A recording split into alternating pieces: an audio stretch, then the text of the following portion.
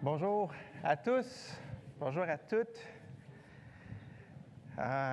Merci Frédéric pour l'animation ce matin. Merci aux musiciens, vraiment privilégiés.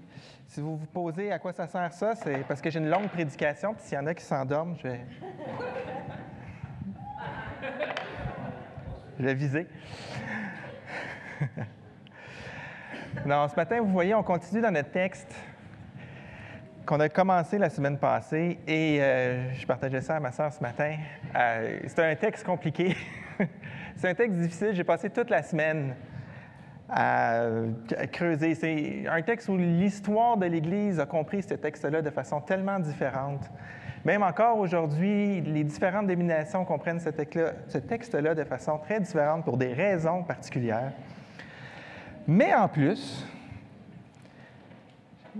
même si on enlève le bout qui est vraiment plus compliqué, Paul fait un argument, place son argument dans un petit contexte particulier à l'Église de Corinthe. Et ensuite, il fait aussi référence à un contexte plus large encore. Et là, c'est difficile de choisir à quel niveau on se place lorsqu'on regarde son message. Mais ce que je trouve le plus difficile dans ce texte-là, c'est que l'exigence est tellement forte que si ce qu'on fait, c'est qu'on prêche l'exigence qui est dans le texte, on écrase les gens. Et c'est comme si la grâce de Jésus devenait tellement loin que quand on voit qu'on a tombé dans ce texte-là, on dirait qu'on ne peut plus toucher Jésus. Et si tout ce qu'on fait, c'est présenter la grâce à toutes les fois comme contrepartie, c'est comme si on disait « Ah, c'est vraiment grave, mais dans le fond, c'est pas grave parce que la grâce de Jésus couvre tout. » C'est difficile de tenir ces deux morceaux-là ensemble. Donc, c'est mon défi. Il faut que je baisse mon micro. Tout le monde est là. Est-ce que c'est mieux comme ça? Non? Si je fais ça, ça fait du... Faut que je... Je ne sais pas qu'est-ce qu'il y a. J'ai le mot vraiment pour qu'on entende. OK. Mais là, ça fait comme... Fait que je vais essayer de ne pas toucher mon vêtement. Ça va être un défi. Donc, un autre défi ce matin. Donc, avant d'aller plus loin, je vais vous rappeler cette image-là. Et je l'aime vraiment beaucoup. Que les principes de Dieu, la loi de Dieu, ce ne sont pas des limites pour nous empêcher d'aller à des endroits où ça serait le fun d'aller, puis que Dieu dit non. Ça, c'est la vision que Satan pousse dans le Jardin d'Éden. Les principes de Dieu, ce sont des rails. C'est ce qui permet le voyage. Et si on les enlève, c'est pas que tout d'un coup, le train est libre d'aller où il veut, c'est que le train peut aller nulle part. Et ça va être important de garder ça dans votre tête tout au long du message. Donc, on continue à regarder 1 Corinthiens 6, 12 à 20. Paul parle à l'Église de Corinthe, qui est une ville très importante, qui a beaucoup d'activités. Il y a beaucoup de gens qui viennent à Corinthe pour toutes sortes de raisons. Et une des raisons fantastiques, un des attraits touristiques et économiques de Corinthe, c'est la prostitution. Donc, c'est très présent. Et quand Paul parle, il fait éclater leur compréhension. Il parle aux Corinthiens, il bouleverse leur conception. Et étrangement, il bouleverse les nôtres aussi. 2000 ans plus tard, plus ça change, plus c'est pareil. On a les mêmes enjeux, mais on les vit différemment. Je vous invite à ouvrir votre cœur parce que même si ça fait 2000 ans, ce texte-là parle très fort aujourd'hui. Mais avant de commencer avec le verset 12, je vais commencer avec le verset 11, où Paul rappelle dans la section précédente une liste de péchés. Il dit, c'est là que vous étiez, mais vous avez été lavés, mais vous avez été déclarés saints, mais vous avez été déclarés justes. Et si Paul avait eu le traitement de texte qu'on a aujourd'hui, je pense qu'il aurait aussi rajouté, mais vous avez été rachetés. Je ne vais pas faire la job du Saint-Esprit, je ne pense pas que Paul a fait une erreur, mais pour nous aujourd'hui, vous allez voir qu'il englobe tout ça dans le fait qu'on est racheté par Dieu. Donc, notre texte va comme ceci. Tout m'est permis, mais tout n'est pas utile. Tout m'est permis, mais je ne me laisserai pas dominer par quoi que ce soit. Les aliments sont pour le ventre et le ventre pour les aliments, et Dieu détruira l'un comme l'autre, mais le corps n'est pas pour l'immoralité sexuelle, il est pour le Seigneur, et le Seigneur est pour le corps. Vous vous souvenez, on avait vu que c'était comme une genre de conversation entre Paul et les Corinthiens. Or, Dieu qui a ressuscité le Seigneur nous ressuscitera aussi par sa puissance. Ne savez-vous pas que vos corps sont les membres de Christ? Prendrais-je les membres de Christ pour en faire les membres d'une prostituée? Certainement pas. Ne saviez-vous pas que celui qui s'unit à la prostituée est un seul corps avec elle? En effet, il est écrit, les deux feront qu'un. Mais celui qui s'unit au Seigneur est un seul esprit avec lui. Fuyez l'immoralité sexuelle. Tout autre péché qu'un homme commet est extérieur à son corps, mais celui qui se livre à l'immoralité sexuelle pêche contre son propre corps.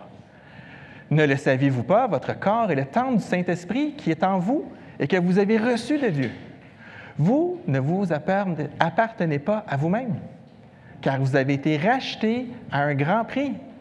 Rendez donc gloire à Dieu dans votre corps. Rendez gloire à Dieu dans votre corps. Notre corps n'est pas un accessoire que notre esprit utilise pour louer Dieu ou pour faire des choses pour Dieu. Notre corps est l'endroit où on vit notre spiritualité. C'est l'endroit où on se manifeste vraiment. Aujourd'hui, on est retombé dans la pensée des Grecs d'une autre façon. Et l'idée, c'est que la pureté, ce n'est pas simplement une question de suivre le code que Dieu veut, de suivre les commandements de Dieu. La pureté, c'est un acte d'adoration continue. En français, on n'a pas de temps continu. On est obligé de mettre le « je suis en train de ». C'est comme si on est en train d'être pur. Ça devrait être notre état continu, notre action continue. Et c'est une action d'adoration qui se tourne vers celui qui nous a rachetés de toutes sortes d'esclavages. Le texte parle qu'on est racheté nous sommes rachetés, on rachète un esclave, on avait un maître, on a plein de maîtres. Et le Seigneur nous rachète de tous ces maîtres-là. Et c'est pas compliqué, on va regarder les « je ne saviez-vous pas » dans le texte. Donc ça, c'est le plan ce matin. Point 1, ne savez-vous pas. Point 2, ne savez-vous pas. Point 3, ne savez-vous pas. Et on va conclure avec le rachat qui vient rajouter une autre couche à la compréhension que Paul veut nous donner. Donc, on va regarder le premier, ne savez-vous pas. Depuis le début de la lettre, ça fait déjà 6 fois que Paul insiste, ne savez-vous pas. Juste dans le chapitre 6, on est rendu au 4e. Donc, on dirait que Paul est en train de vouloir rappeler des choses, marteler des choses dans l'esprit des Corinthiens. Voyons donc, comme dirait Paulo. Ne savez-vous pas? Il ne perd pas du papyrus, là. Ça coûte cher écrire à l'époque. Les mots sont importants. Ne savez-vous pas? Qu'est-ce qu'on ne sait pas? Ne savez-vous pas que vos corps sont les membres de Christ? Premier défi dans notre texte. On a tendance à spiritualiser ça tout de suite. Le corps de Christ, c'est l'Église. La grande Église universelle, dans laquelle Paul et moi, on est des frères. Ça traverse le temps, ça traverse les époques. C'est une lecture très verticale et spirituelle et intemporelle. C'est vrai, je suis membre du corps de Christ, qui est son Église et qui est son épouse. C'est son corps ou c'est le corps de son épouse? C'est son corps. OK. C'est très vrai. On est aussi membres les uns des autres dans l'Église locale. Romains nous dit, dans l'Épître aux Romains, on dit « Ainsi, nous qui sommes plusieurs, nous formons un seul corps en Christ.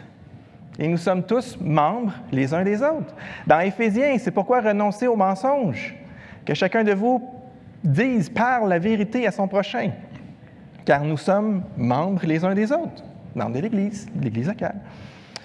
Dans Corinthiens, au chapitre 12, on va voir, maintenant, il y a plusieurs membres, un seul corps, afin qu'il n'y ait pas de division dans le corps, mais que les membres aient également soin les uns des autres. On est supposé avoir soin les uns des autres dans le corps.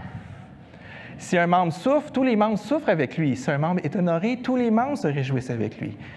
Vous remarquez qu'il y a une relation de corps les uns envers les autres. On a une relation verticale, on est membre de la grande Église de Dieu, mais on est membres les uns des autres. C'est l'Église locale, ça. Je ne peux pas me réjouir et souffrir avec Paul. Paul est mon frère dans la grande Église de Dieu. Mais Paul est plus sur terre, il n'est pas ici. Je n'ai pas besoin de prendre Paul. Ceux qui sont en train de célébrer à Québec, nos frères, nos sœurs qui sont à Québec, sont en train de louer le Seigneur comme nous, je ne peux pas me réjouir avec eux. Je ne peux pas souffrir avec eux. Ici, on est vraiment dans l'Église locale. Un chrétien pas d'Église, ce n'est pas un chrétien selon le plan de Dieu. Il veut qu'on vive ensemble. C'est son attente.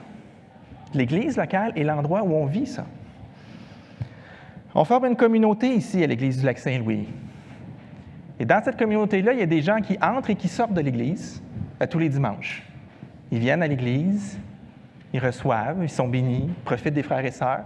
Ils sortent de la communauté le reste du temps. On a d'autres personnes qui rentrent dans la communauté pour servir la communauté.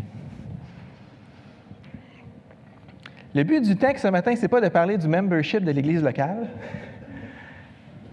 mais je profite du fait qu'il faut que je clarifie qu'est-ce que ça veut dire être membre du corps de Jésus pour vous rappeler que, pour parler du membership dans le corps. Alors, si tu es seulement de passage, tu nous regardes, tu nous jauges, c'est correct, tu es bienvenu. Mais je t'invite à considérer que le Seigneur t'appelle à joindre un corps. Et on a un cours de membres à l'Église pour arriver à faire la différence entre ceux qui nous visitent et ceux qui veulent s'investir dans la communauté. On a un cours de membres. Donc, si tu dis, « Ouais, moi, je veux être impliqué dans la communauté, viens voir Paulo, Gilles, moi, Mario. » On organise un cours de membres. C'est toujours un peu compliqué avec les horaires, mais on trouve un moyen. Et si tu es déjà membre sur papier, et tu te rends compte que tout ce que tu fais, c'est du in and out dans l'Église locale, c'est le temps de te poser une question. Le Seigneur te donne des dons pour que tu les mettes au service du corps. Le Seigneur te donne de recevoir des autres. Il s'attend à ce que tu contribues aux autres. Il s'attend à ce que tu puisses partager tes fardeaux, à ce que tu puisses prendre des fardeaux des autres. Nos corps, ça c'est c'est ma parenthèse. Parce que le texte ne nous parle pas de ça. Nos corps sont les membres du corps de Christ, dans le sens qu'on est attaché à Jésus. On entraîne Jésus dans nos vies. Ce que je fais, c'est comme si c'était le corps de Jésus qui le faisait.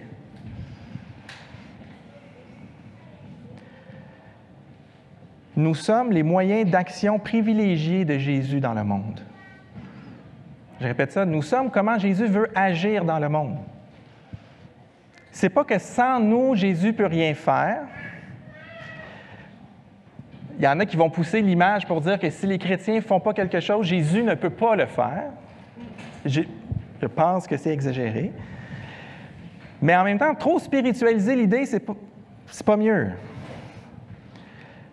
Dans Romains encore, au chapitre 10, Paul dit « Comment ceux qui ne connaissent pas le Seigneur, comment invoqueront-ils celui en qui ils n'ont pas cru? Et comment croiront-ils en celui dont ils n'ont pas entendu parler? Et comment entendront-ils parler s'il n'y a personne qui prêche? » Paul, ici, pose la question « Comment? » C'est les enfants de Dieu qui devraient aller prêcher l'Évangile. Puis si on ne prêche pas l'Évangile, les gens vont en enfer. C'est vrai que présentement, dans le monde musulman, au Moyen-Orient, Dieu envoie des visions. Il semble faire ça. Il prend des gens qui sont musulmans par-dessus la tête, il leur envoie une vision de Jésus, les gens deviennent chrétiens. L'Évangile n'arrive pas à pénétrer ces endroits-là, on n'arrive pas à y aller. Jésus y va. Mais qu'est-ce qui se passe quand ces gens-là rencontrent le Seigneur Jésus? Ils se mettent à annoncer l'Évangile autour d'eux. Dieu se sert d'eux pour annoncer l'Évangile. Il n'envoie pas une vision à tous les musulmans en même temps. Il ne fait pas je sélectionne toutes les adresses courriel, vision, go! Il ne fait pas ça. Il n'a jamais voulu faire ça, le Seigneur. Il a toujours voulu passer par nous. Il y a donc une réalité très, très, très concrète. Mon corps, ton corps fait partie du corps de Jésus. C'est l'image que Dieu veut que tu aies dans la tête. Tu es son corps, tu fais partie de lui. Ce que tu fais, tu le fais faire à Jésus. Attention, Jésus ne devient pas pécheur parce que je pêche.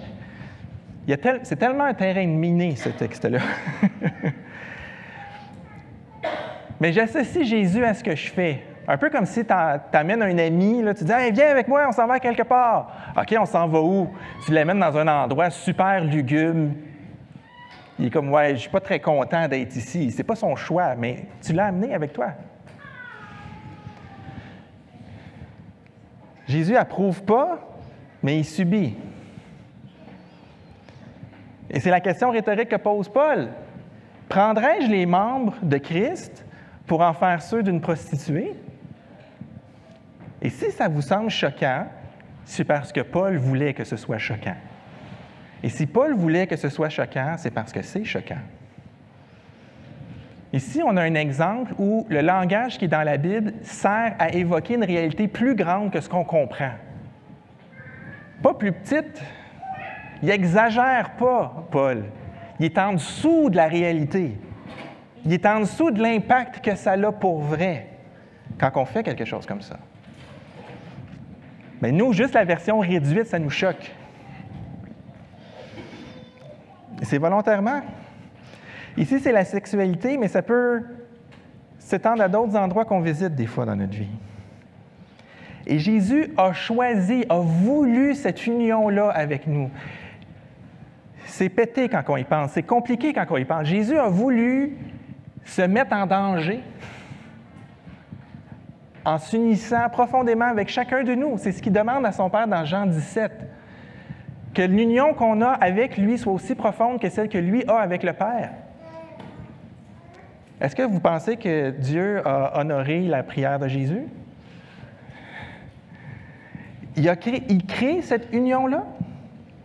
Et je vous l'ai dit avec des mots.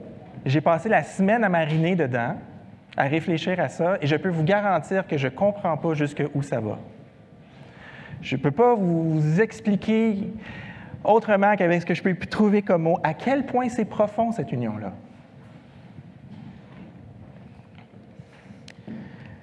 Mais ici, Paul cible l'immoralité sexuelle en particulier, et on peut se demander pourquoi. Et là, Paul leur rappelle quelque chose qu'ils sont supposés savoir. Un autre, ne savez-vous pas?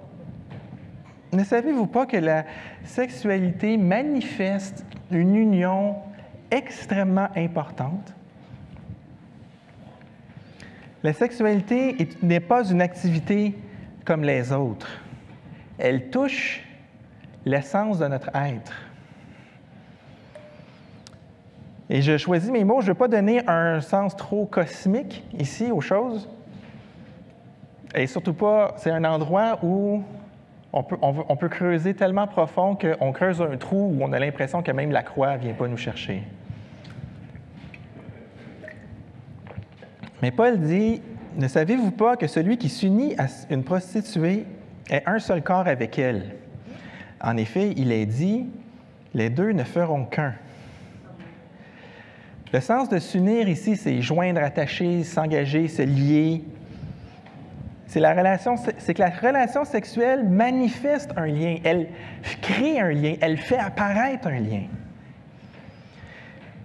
Paul cite Genèse 2,24, quand Dieu crée l'homme et la femme, il dit « C'est pourquoi l'homme quittera son père et sa mère, s'attachera à sa femme et ils deviendront une seule chair. » C'est une des premières instructions qu'on a dans la parole. Un des premiers principes de qu'est-ce qui peut changer. Quand Dieu crée les choses, tout a de l'air bon, tout a de l'air parfait, tout a de l'air stable. Puis tout d'un coup, l'homme et la femme sont créés et c'est la première fois qu'on voit que l'action des hommes va créer un changement dans ce que Dieu va faire. Je viens au monde, je suis Jean-Philippe, puis tout d'un coup, quand je me marie avec Sophie, je suis différent d'avant. Je suis maintenant une seule chair. Il y a un changement. Je ne reste pas comme Dieu m'a créé. Et c'est voulu par Dieu. Dieu veut que la relation sexuelle, comme expression d'un engagement et d'une intimité particulière. Il veut que ça existe. Il a choisi d'utiliser ça dans nos vies.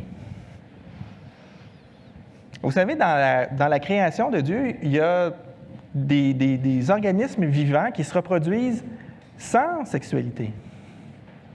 Les cellules dans votre corps, présentement, se multiplient à une vitesse folle, sans sexualité. Pourquoi il a voulu que les êtres humains, on ait besoin de ça? Il veut ancrer une image au cœur même de nos vies pour nous enseigner quelque chose. Mais cette image-là, elle crée des choses. Elle crée des liens dans nos corps.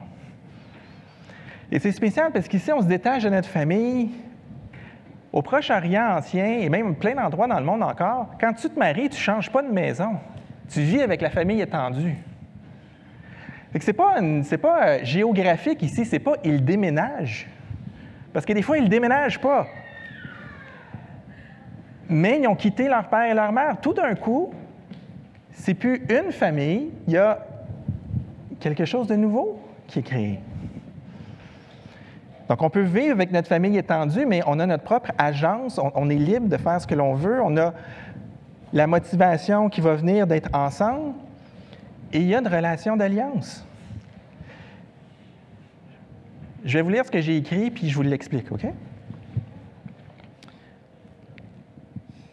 Lorsqu'on s'unit à notre époux, à notre épouse, on devient indépendant d'agence, on a une liberté de motivation et on est au sein d'une alliance créatrice. Je vais envoyer mon texte.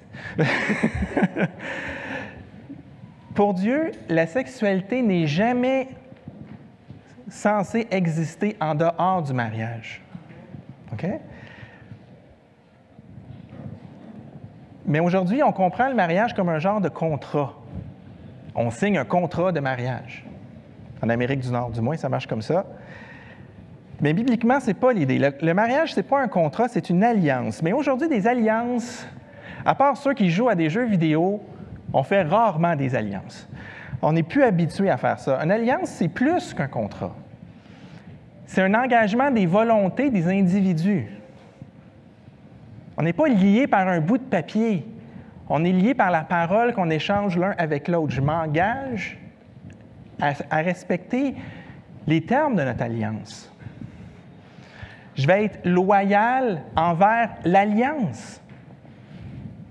Tandis qu'un contrat, on peut l'amender, on peut le modifier, Une alliance, il y a un genre de contrat qui dit comment on va vivre l'alliance, c'est quoi le lien entre nous, mais on est engagé au-delà du bout de papier. C'est nos personnes qui sont engagées, c'est notre honneur qui est engagé dans le fait qu'on respecte notre alliance.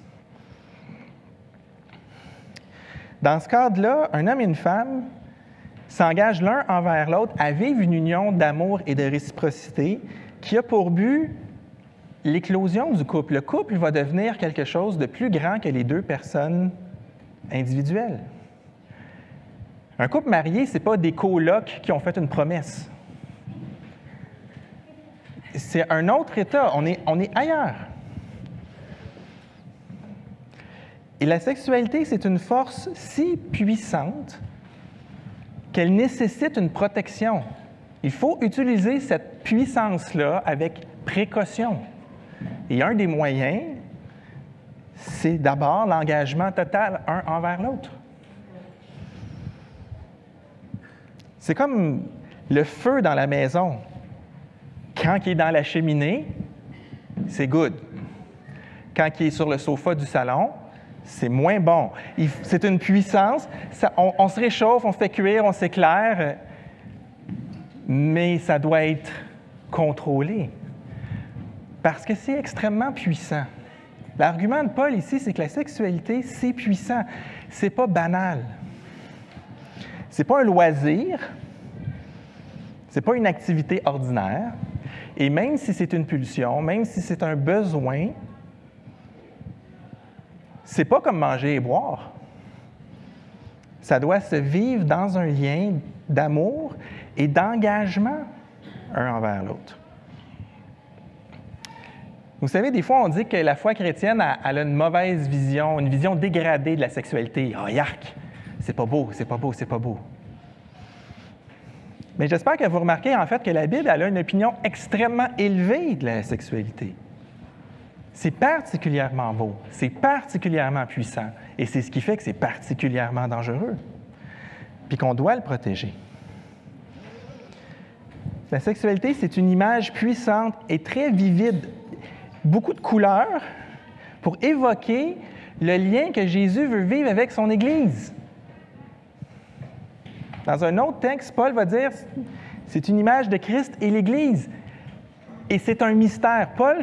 Paul comprend pas exactement la portée de ce qu'il est en train d'écrire à ce moment-là, de dire, l'union d'un homme et une femme, ça nous pointe vers l'image de Christ et l'Église, et je comprends rien de ce que ça veut dire vraiment.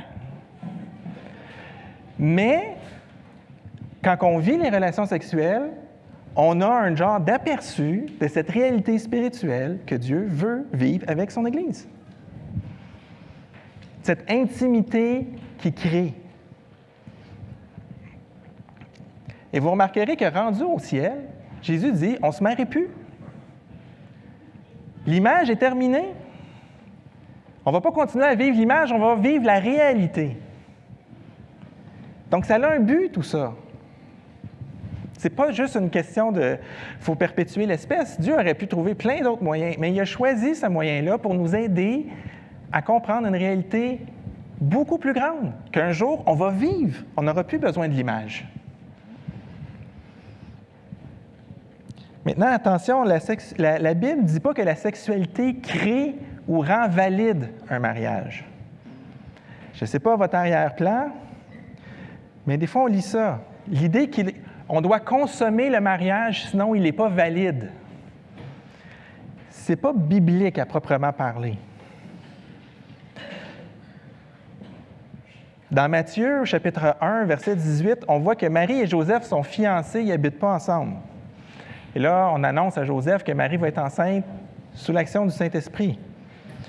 Et au verset 19, Joseph est appelé le mari, l'époux de Marie, le mari de Marie, et l'époux de Marie. Et on voit au verset 24-25 qu'après le songe, après qu'un ange lui a expliqué le plan, Joseph accepte de prendre sa femme chez lui et de ne pas avoir de relation avec elle jusqu'à ce que Jésus vienne au monde. Tout le langage biblique dit « c'est un couple, ils sont mariés », même si la sexualité n'est pas entrée encore. Ça ne force pas un mariage. C'est pas... Des fois, il y a des gens qui ont forcé des adolescents qui sont tombés à se marier pour amoindrir la faute. Extrêmement mauvaise stratégie. Ça ne change rien au péché ni aux conséquences du péché. On ne corrige pas une erreur par une erreur, d'accord? 2 moins, ça ne fait pas toujours un plus, surtout dans ce sujet-là. On ne va pas non plus dans la chambre à coucher d'un couple nouvellement marié pour voir s'ils sont vraiment mariés maintenant. Il ne devrait avoir aucune pression qui vient de l'extérieur sur la vie intime d'un couple. Il ne doit pas avoir de pression de l'extérieur sur la vie intime d'un couple. Pas les traditions de la famille, pas ce que les gens pensent autour, pas ce que vous avez appris quand vous étiez petit. C'est la puissance de la sexualité. Dans un couple, le couple se rencontre dans l'intimité sous la protection d'une alliance, et là, ils vont créer. Puis je ne parle même pas de procréer. Ils vont créer un lien entre eux, ils vont tisser un lien entre eux par le moyen de la sexualité. Et oui, les enfants arrivent dans le processus, mais c'est même pas le but ultime de la sexualité. C'est pas ce qui officialise le mariage, mais c'est le point le plus privé et le plus intime qui arrive dans le mariage, parce que ça implique tout notre être.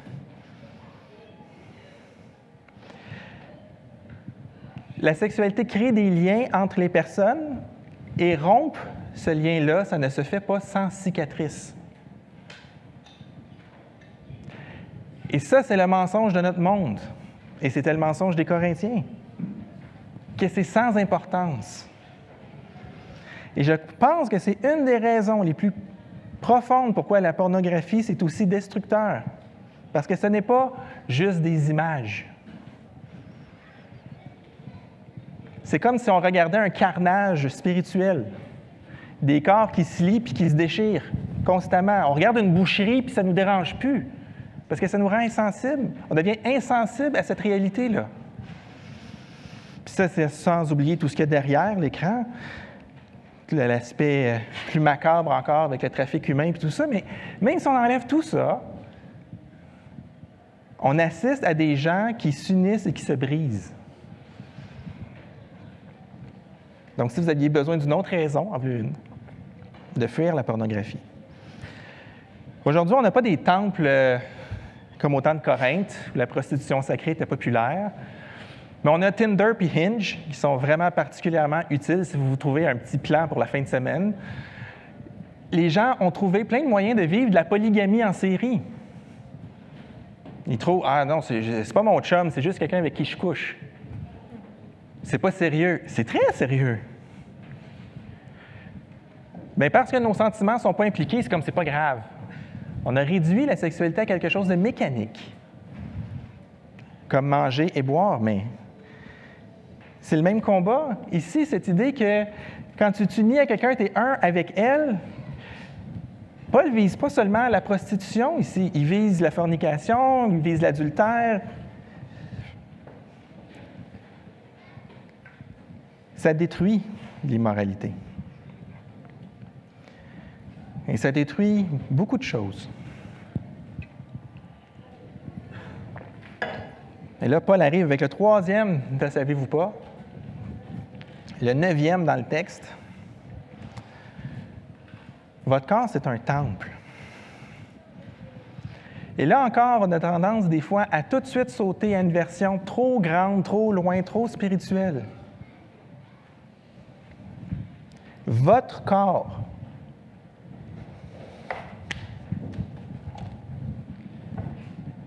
c'est le temple du Saint-Esprit.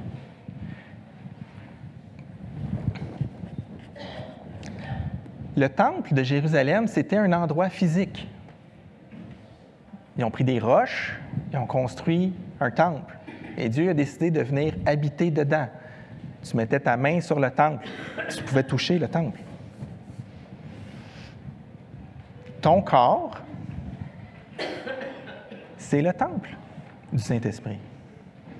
C'est pas magique, là. C'est pas, on va pas faire comme les Juifs. « Ah, il peut rien nous arriver, on est à Jérusalem, puis il y a le temple de Dieu, Dieu ne permettra pas que son temple soit détruit. » On n'est pas là, mais on est le temple. Ton corps a une valeur sacrée parce que l'Esprit habite. Briser le temple, c'est profaner l'honneur de Dieu. Ce matin, j'ai oublié, je voulais m'amener un petit morceau de gypse à la maison. Vous savez, c'est quoi du gypse? C'est du mur, comme moi disait ma femme. Et si je prends le marteau, puis que j'ai un petit morceau de gypse, puis que je tape dessus, je casse un morceau de gypse, n'est-ce pas? Mais Mauricio, tu m'excuseras, mais là aussi, il y a du gypse. Prendre un bout qui ne se voit pas à la caméra. Puis là, si je viens ici, puis je fais un trou dans le mur, est-ce que j'ai juste brisé du gypse? C'est juste du gypse. Du placoplâtre. J'ai débattu avec moi-même si je faisais vraiment un trou dans le mur. J'avais même pensé laisser le marteau dans le mur parce que c'est ça qui se passe. Parce que si vous appartenez à Dieu, vous êtes le temple. Vous êtes le temple. Pas juste « Ah oui, mon âme, Seigneur, restaure ton corps, ton body. »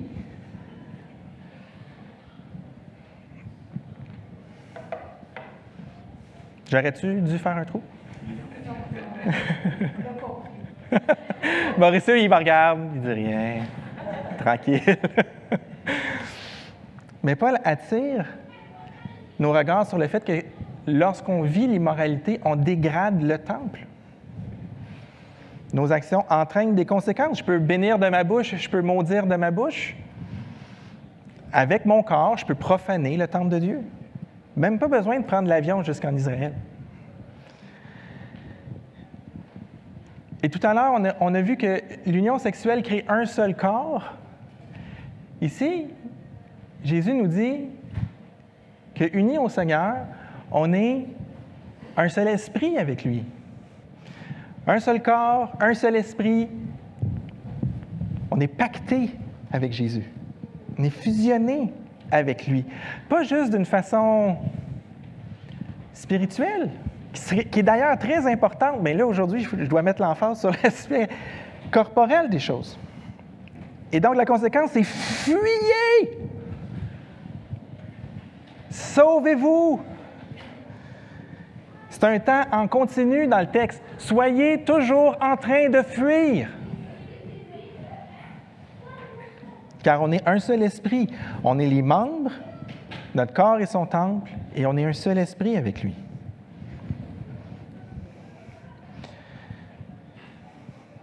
On ne peut pas soutenir l'idée que je fais de ma vie et de mon corps ce que je veux parce que ça n'implique que moi. On ne peut pas faire ça. On est ses membres, on est un seul esprit avec lui, et on est très concrètement le temple du Saint-Esprit. Et Paul est en train de dire, si on chante des louanges, « Ah, Dieu, tu es grand, Dieu, tu es bon », puis on s'en va pisser dans le coin de l'Église, on va faire « Voyons! C'est donc bien vulgaire! » Paul utilise un langage comme ça. On dit « Voyons, ça n'a pas de sens! » On ne peut pas dire que c'est donc beau, puis après ça, désacrer les choses. Et être le temple du Saint-Esprit, ce n'est pas une responsabilité écrasante. Là, j'ai commencé à creuser le trou pas mal, là. Mais c'est un honneur. C'est un honneur. Le Créateur de l'univers choisit de faire sa demeure en vous. Pas dans des cathédrales en pierre, en vous. Ici, on n'est pas dans le temple de Dieu. Il est là, le temple de Dieu. Si on se réunit dans un parc, le temple de Dieu est dans un parc. Collectivement et individuellement. Alors, on fait comment pour honorer ce temple-là? On fuit tout ce qui le souille.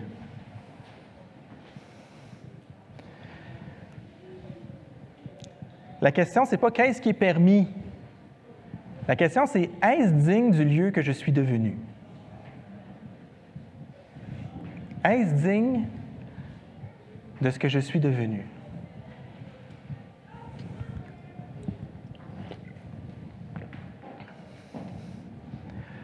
Des fois, on peut ramener ça plus proche de nous.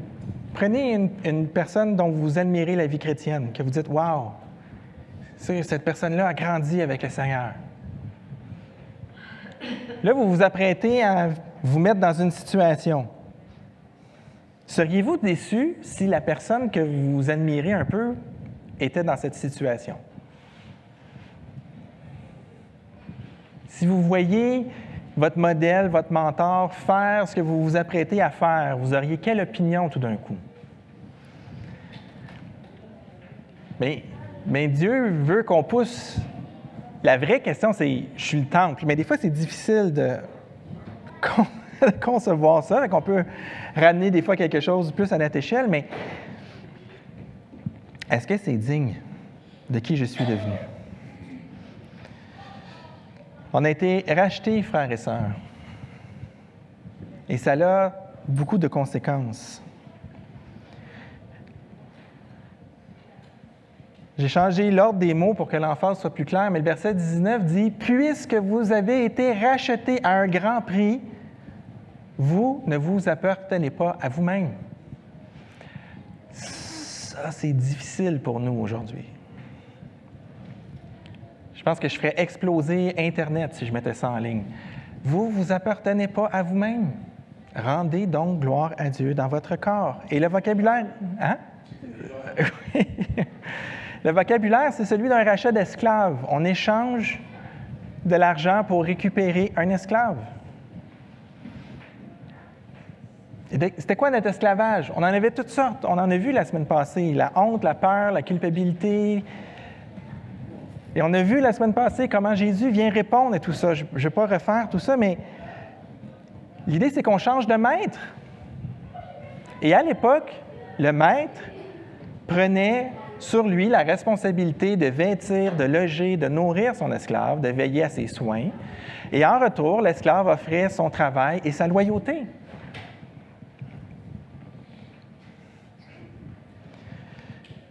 J'aurais pu commencer la prédication par le rachat, parce que c'est de ça que dépend tout le reste. Mais je vais le ramener ici à la fin pour qu'on ait une bouffée d'air. Parce que vous voyez que c'est très sérieux ce qu'on fait avec notre corps. Notre pureté a des vraies conséquences. Mais je suis conscient que je ne parle pas à des nouveau-nés. Vous avez tous une vie derrière vous, avec toutes sortes de choix. Peut-être même qu'aujourd'hui, ça vous confronte. Peut-être même que vous vivez la sexualité dans votre couple d'une façon vraiment différente de ce que j'ai créé, de ce que j'ai décrit. Ça ne semble pas être un endroit d'épanouissement et de floraison, ça semble plus être un endroit de transaction. Ce n'est pas la sexualité comme Dieu le voit. Alors peut-être que votre cœur est plein de chagrin maintenant.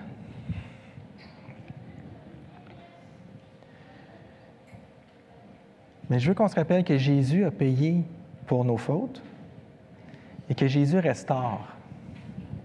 Et qu'il n'y a pas de drame trop grand pour que le Seigneur soit incapable de produire une œuvre nouvelle en vous. Il n'y a pas de drame trop grand. Et là, je ne suis pas en train de vous dire « Ah, ben donc, sautez dans l'immoralité, le Seigneur répare. » Mais pensez pas que vous êtes trop profond pour que le Seigneur puisse vous attraper et vous restaurer. Et guérir des tonnes de blessures et des tonnes de cicatrices. Et il ne va pas renverser tous les effets de l'immoralité sur cette terre, mais on sait qu'ultimement, oui. Et qu'ultimement, on va vivre ce vers quoi cette image-là nous pointait.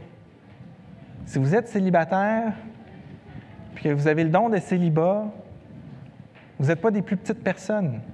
Vous allez vivre la même image, vous allez vivre la vraie réalité, c'est-à-dire quand on va être rendu de l'autre côté. Il a tout payé. Et il répare tout. Et votre corps a toujours cette valeur sacrée de temple de Dieu. Et ce qui fait qu'un temple est saint, je vais vous donner un secret, c'est pas la qualité de la brique, c'est le Dieu qui est dedans. Le temple a de la valeur pas à cause de la brique, mais à cause que Dieu habite dedans. Les païens se construisent des temples, ils n'ont pas le choix de faire ça beau parce qu'il n'y a pas de puissance dedans. Mais notre Seigneur est venu au monde dans une crèche, il est mort sur une croix, il a choisi de faire de nous son temple. Bien bizarre. Mais il n'y a pas les mêmes objectifs que nous. Tu as de la valeur parce que tu es saint, tu es un temple saint parce que Dieu habite en toi. Donc, tu peux arrêter de regarder les gaffes, louer le Seigneur pour son pardon, et il restaure les cicatrices.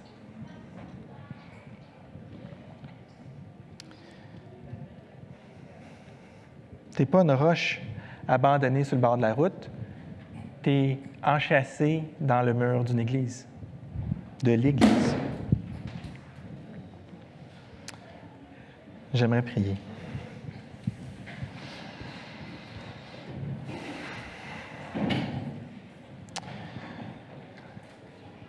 Seigneur, je vais te demander ton secours sur nos vies.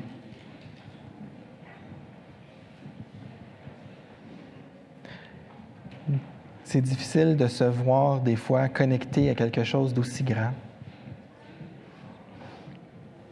et de voir les conséquences de nos choix, de prendre la mesure de la gravité de nos fautes lorsqu'on implique nos corps d'une façon qui n'est pas celle que tu as prévue.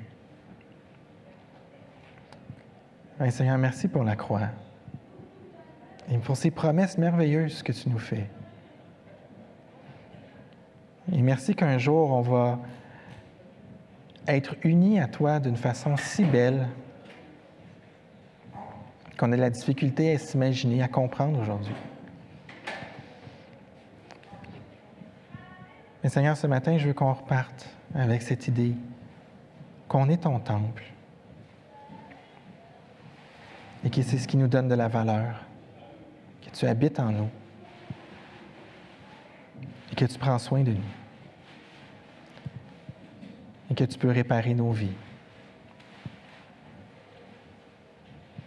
À toi soit la gloire, Seigneur.